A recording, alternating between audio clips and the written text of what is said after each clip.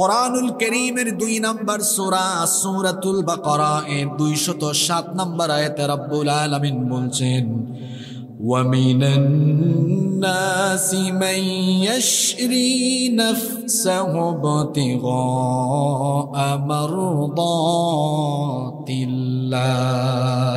ওয়াল্লাহু রাউফুম বিল ইবাদ।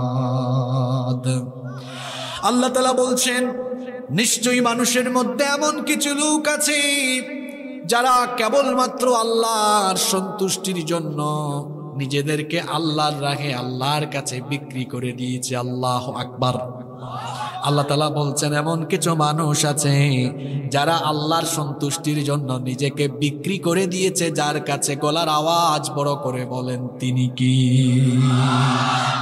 এরা হলো ঈমানদার। এদের উপরে আল্লাহ